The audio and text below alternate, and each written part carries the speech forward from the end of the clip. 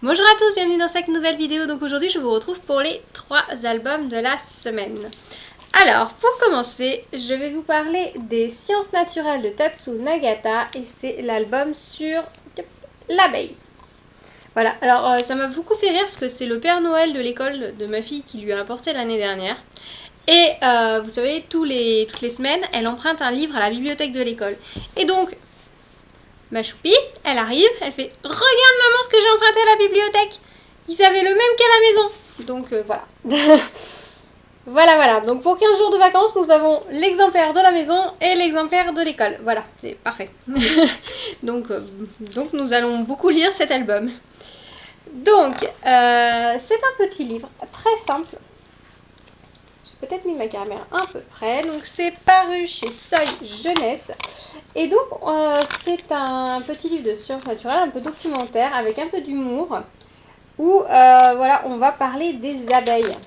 Alors, le livre en lui-même permet d'apprendre un petit peu ce que c'est qu'un insecte qui a 6 pattes, le nombre d'abeilles, de types d'abeilles qui existent, le nom latin, la composition de la ruche.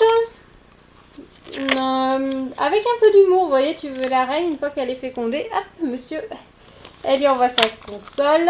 Alors les dessins des fois sont un petit peu... bon, tous les enfants vont pas forcément comprendre les dessins, mais bon, voilà, ça donne une idée.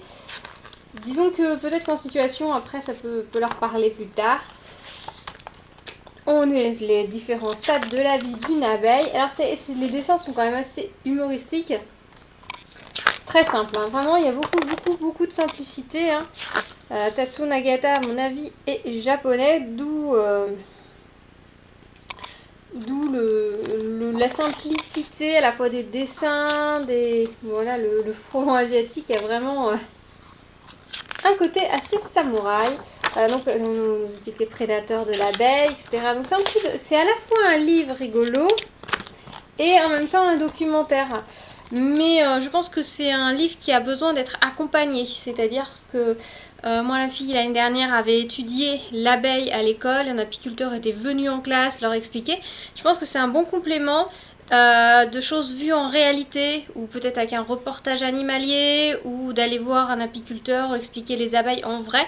Le livre en lui-même est pas mal, mais je pense qu'il y a besoin d'un support réel supplémentaire pour le compléter. Mais sinon, c'est très bien fait. Franchement, ça permet de se rappeler en quelques lignes, on va dire, la vie de l'abeille, le fonctionnement de la ruche et le fait qu'il faut en prendre soin. Alors c'est vrai que ma fille est très abeille, du coup les abeilles du jardin, oh ça c'est pas une abeille, c'est un faux bourdon, enfin bref, tout ça. Donc l'abeille est un animal qui lui plaît beaucoup.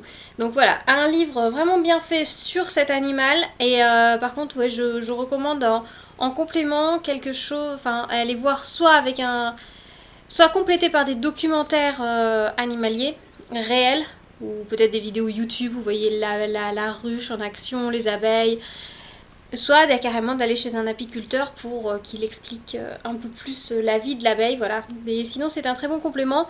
Je pense qu'il peut être mis entre les mains d'un enfant très tôt. Voilà, il l'a eu l'année dernière, il avait 4 ans.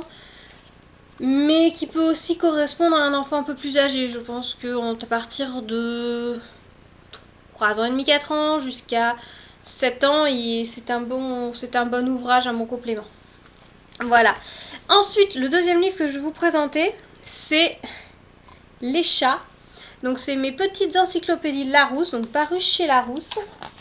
C'est illustré par Lionel Le Néouanic.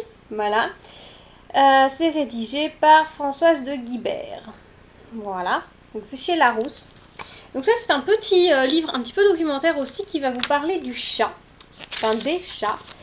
Un petit peu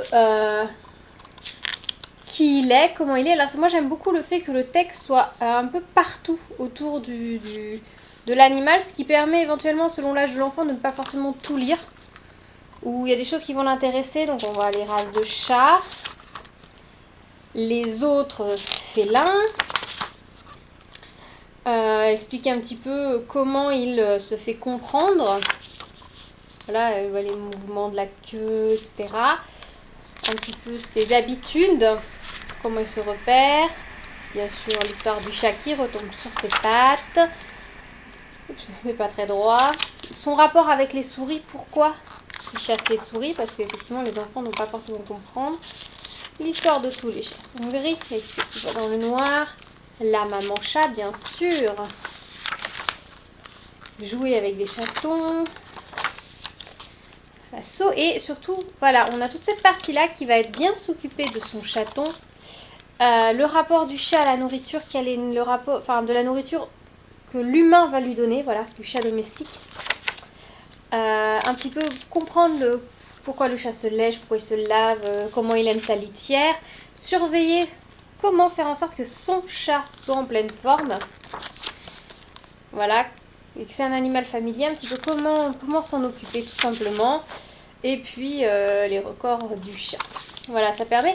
Alors ce que j'aime beaucoup, c'est que c'est à la fois un livre sur le chat, l'animal, un documentaire, mais c'est aussi sur un guide pratique pour l'enfant qui va avoir un chat. Ça lui permet de savoir comment se comporter vis-à-vis du chat de la maison, qu'est-ce qu'il va falloir faire. Et du coup, c'est un bon support et j'ai trouvé que c'était une excellente idée d'avoir assembler les deux dans un même livre, parce que certes il y a le chat animal avec ses habitudes, la reproduction, etc.